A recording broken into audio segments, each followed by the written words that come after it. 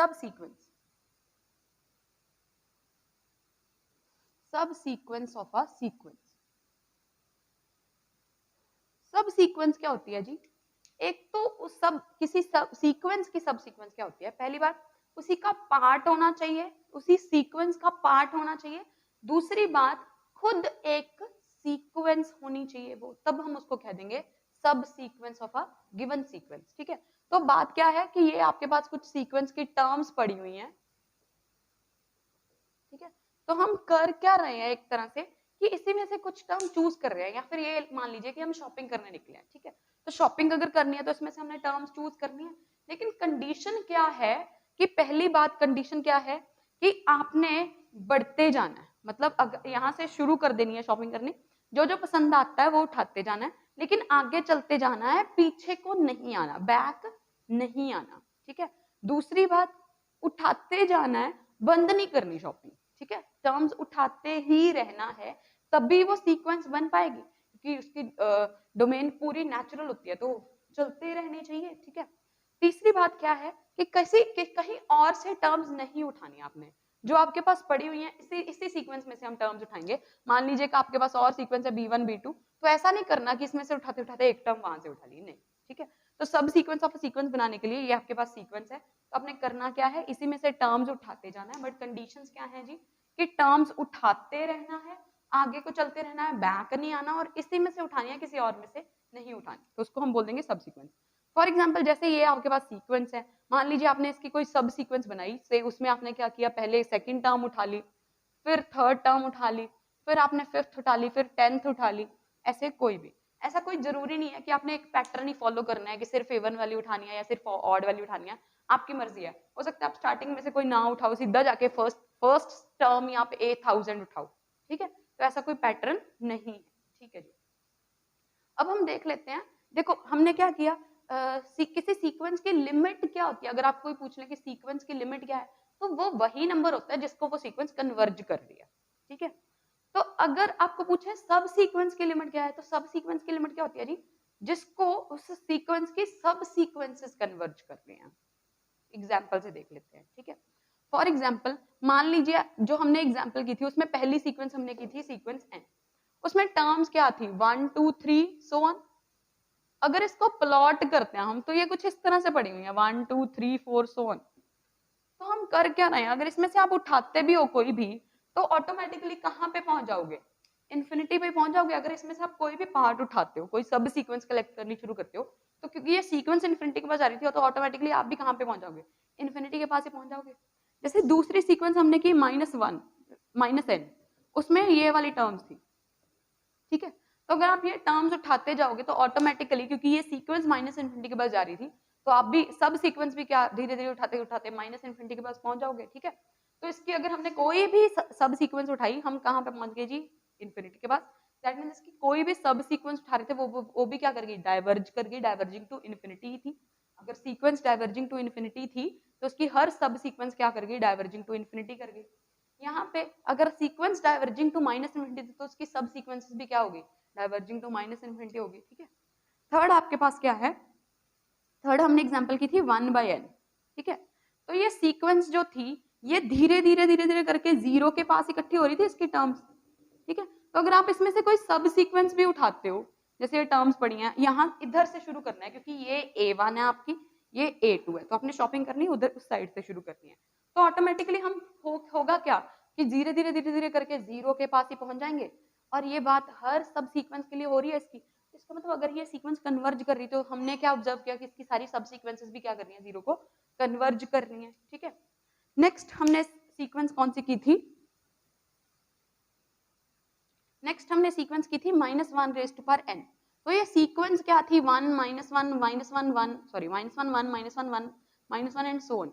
ये first term, ये second term, ये third term, fourth term and so on. ठीक है, तो अगर आप इसकी सब सीक्वेंसेस चूज करें, तो हो क्या सकता है कि जैसे अगर मान लीजिए आपका मन किया और आपने सारी ऑड ऑड वाली इकट्ठी कर ली। ठीक है, तो आपके पास सीक्वेंस क्या बन जाएगी, नई सीक्वेंस -1 -1 -1 -1 बन जाएगी ना, that is it converges to -1। ठीक है, अगर आपका मन किया कि आपने इवन वाली इकट्ठी कर ली, जैसे ये हो गया A2n + 1 वाली इकट्ठी कर दी आपने, है ना, अगर आपका मन किया कि आपने इवन इवन वाली खरीदनी है मान लीजिए, तो वो क्या हो गई 1 1 1 1 1, क्लियरली कांस्टेंट सीक्वेंस है तो कन्वर्ज भी किसको करेगी, 1 को ही कन्वर्ज कर रही है, ठीक है।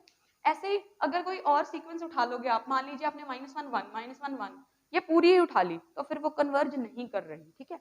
तो ये सीक्वेंस कन्वर्जिंग नहीं थी, ठीक है, लेकिन मतलब डाइवर्जेंट थी, बट इसकी सब सीक्वेंसेस हमें मिल गई हैं जो क्या कर रही हैं, कन्वर्ज कर रही हैं, ठीक है। एक सब सीक्वेंस मिल गई जो -1 को कन्वर्ज कर रही है, दूसरी मिल गई है जो 1 को कन्वर्ज कर रही है, ठीक है। और ऐसी भी मिल सकती हैं जो कन्वर्ज ना करे, मतलब मान लीजिए आपने ये 4-5 कदम नहीं उठाई, उसके बाद -1 उठा लिया, फिर 1 उठा लिया, फिर कहीं से 1 उठा लिया, फिर -1 उठा लिया, मतलब कोई पैटर्न नहीं पकड़ा, तो वो कन्वर्ज नहीं करेगी। तो अगर ये सीक्वेंस कन्वर्जन नहीं है तो हमें इसकी सब सीक्वेंस मिल गई जो कन्वर्ज कर भी सकती है और नहीं भी कर सकती, ठीक है। नेक्स्ट आपने सीक्वेंस जैसे -1n/n उठाई थी, ये सीक्वेंस की टर्म्स ही धीरे धीरे करके 0 के पास इकट्ठी हो रही थी, ठीक है, इधर से भी इधर से भी इधर से भी इधर से।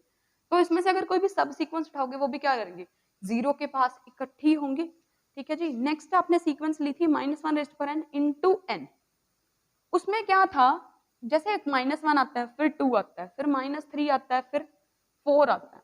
अगर आपने सिर्फ पॉजिटिव पॉजिटिव मतलब इवन इवन वाली उठा ली तो ये सब सीक्वेंस डाइवर्जिंग टू -∞ मिल गई, इसकी सब सीक्वेंस मिल गई जो सॉरी +∞ मिल गई, यहाँ से सब सीक्वेंस मिल जाएगी डाइवर्ज करेगी -∞ को। या हो सकता है अगर आपने बीच बीच में से कोई कोई टर्म्स उठाई तो फिर वो डाइवर्ज भी ना, मतलब ऑसिलेट वाली बात, ठीक है।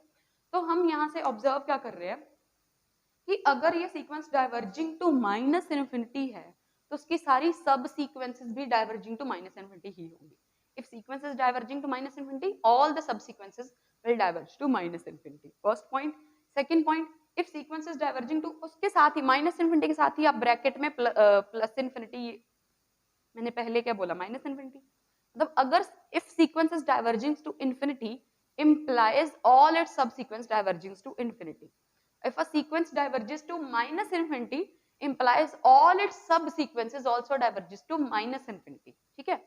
Third point, if a sequence is convergent, then all its subsequence will also converge and converge to the same number to which sequence converges. अगर sequence खुद convergent है तो उसकी सारी सब सीक्वेंसेस भी कन्वर्ज ही करेंगी और उसी नंबर को कन्वर्ज करेंगी जिसको वो सीक्वेंस कन्वर्ज कर रही है, ठीक है। फिर अगर एक सीक्वेंस डाइवर्जेंट है, लेकिन डाइवर्जेंट क्या बोला हमने, इन्फिनिटी -∞ को नहीं बोला डाइवर्ज करिए, बस हमने बोला डाइवर्जेंट है। तो अगर एक सीक्वेंस डाइवर्जेंट है, it may have subsequences which converges or may have subsequences which diverges, ठीक है। सेम इसके केस में, तो अगर कोई सीक्वेंस कन्वर्जेंट है तो फिर उसकी सारी की सारी सब सीक्वेंसेस कन्वर्ज करेंगी और उसी नंबर को कन्वर्ज करेंगी, ठीक है। अगर डाइवर्जेस टू +∞ है तो +∞ को डाइवर्ज करेंगे, डाइवर्जिंग टू -∞ है तो -∞ को डाइवर्ज करेंगे।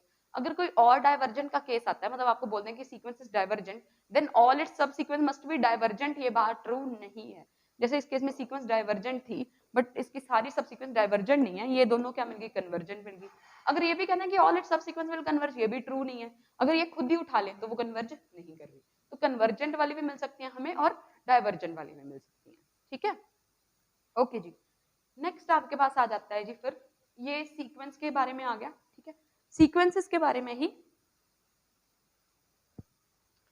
लेकिन अगर आपको ये बोल दें, अगर आपको ये दे दें कि एक सीक्वेंस कन्वर्जेंट है तो उसकी सारी सब सीक्वेंसेस भी क्या होंगी, कन्वर्जेंट होंगी। लेकिन अगर आपको ये बोल दें कि किसी भी कोई सब सीक्वेंस कन्वर्जेंट है तो जरूरी नहीं है कि सीक्वेंस कन्वर्ज करेगी, नो। अगर आपको बोल दें कि सब सीक्वेंस कन्वर्जेंट है तो जरूरी नहीं है कि सीक्वेंस कन्वर्जेंट होगी। जैसे यहाँ पे देखो जो हमने अभी एग्जांपल की थी उसमें सीक्वेंस सब सीक्वेंसेस कन्वर्जेंट आई थी लेकिन गिवन सीक्वेंस कन्वर्जेंट नहीं थी, ठीक है। लेकिन अगर आपको कह दें कि उसकी सारी सब सीक्वेंसेस कन्वर्जेंट है और कन्वर्ज भी एक ही नंबर को कर रही है, ठीक है। अगर तो आपको बोल दिया कि दो सब सीक्वेंस ऐसी हैं जो डिफरेंट डिफरेंट नंबर को कन्वर्ज कर रही हैं तो पक्की बात है कि सीक्वेंस डाइवर्जेंट होगी। अगर दो डिफरेंट नंबर को कन्वर्ज कर रही हैं सब सीक्वेंसेस तो गिवन सीक्वेंस पक्का डाइवर्जेंट होगी। जैसे इस केस में था, एक -1 आई थी, एक +1 आई थी। अगर कन्वर्जेंट होती फिर तो एक ही नंबर के पास इकट्ठी होनी चाहिए थी ना, दो के पास तो हो ही नहीं सकती, ठीक है।